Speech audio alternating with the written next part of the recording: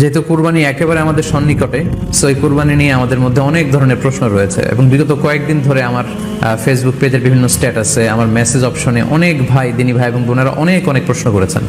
আসলে এতগুলো প্রশ্নের উত্তর আসলে আমাদের পক্ষে করা সম্ভব হবে না। সেখান থেকে খুবই কন্টেম্পোরারি, খুবই রেলেভেন্ট, খুব বেশি যে প্রশ্নটি করা হয়েছে সেটি হচ্ছে 7 ভাগে কুরবানি করা যাবে কিনা।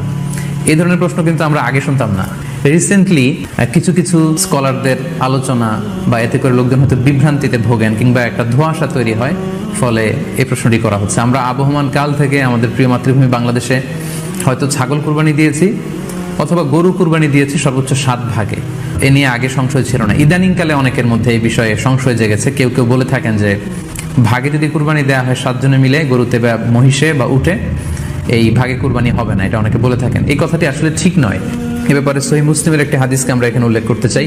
সাইয়েদনা জাবের রাদিয়াল্লাহু তাআলা আনহু থেকে বর্ণিত, তিনি বলেন, ক্বালা হাজাজনা মা রাসূলিল্লাহি সাল্লাল্লাহু আলাইহি ওয়াসাল্লাম, আমরা আল্লাহ রাসূল সাল্লাল্লাহু আলাইহি ওয়াসাল্লামের সাথে হজ করেছি। ফানাহারনাল বাঈরা আন সাবআ, সেখানে আমরা উট কুরবানি দিয়েছি 7 জনের পক্ষ থেকে। ওয়াল বাকারাতা আন সাবআ, আর আমরা সেখানে গরু কুরবানি দিয়েছি 7 জনের পক্ষ থেকে। খুব সুস্পষ্ট। তো এই হাদিসের আলোকে অনেকে বলে থাকেন যে এটি হজের সময়, সফরের সময়, কিন্তু মুকিম অবস্থায় 7 ভাগে দেওয়া যায় না। আসলে এই কথাটিও ঠিক নয়।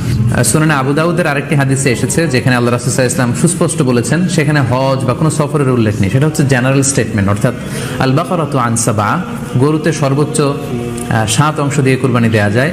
ওয়াল জাযুরু আন সাবআ, আর উটের ক্ষেত্রেও সর্বোচ্চ 7 অংশ দিয়ে কুরবানি দেওয়া যায়। সো আমরা যারা ভাগে কুরবানি দিচ্ছি, 7 জন মিলে একটি গরু, আপনারা নিশ্চিন্তে কুরবানি দিতে পারেন ইনশাআল্লাহ। তবে ভাগে কুরবানিতে কিংবা যৌথ কুরবানিতে কয়েকটি বিষয় আমাদেরকে খেয়াল রাখতে হবে। নাম্বার 1 হচ্ছে নিয়ত। সবারই যাতে ইন্টেনশন থাকে যে শুধুমাত্র আল্লাহ তাআলার সন্তুষ্টির জন্য আমরা এই কুরবানি দিচ্ছি।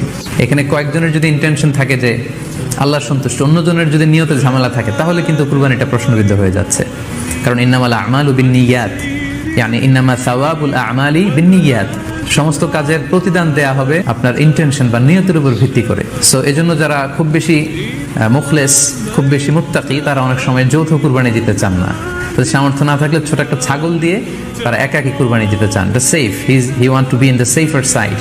সো যদি যৌথ কুরবানি দেন, কুরবানির আগে সবাইকে এটা কনসার্ন করে দেওয়া, রিমাইন্ডার দেওয়া যে ভাই আমাদের এই কুরবানিটা হবে শুধুমাত্র কেবলমাত্র আল্লাহ তাআলার সন্তুষ্টির জন্য, অন্য কোনো নিয়ত যেন না থাকে, তাহলে কিন্তু আমাদের কুরবানি বরবাদ হয়ে যাবে। এটা হচ্ছে প্রথম কনসার্ন। 2 নম্বর কনসার্ন হচ্ছে হালাল উপার্জন দিয়ে কুরবানি হতে হবে।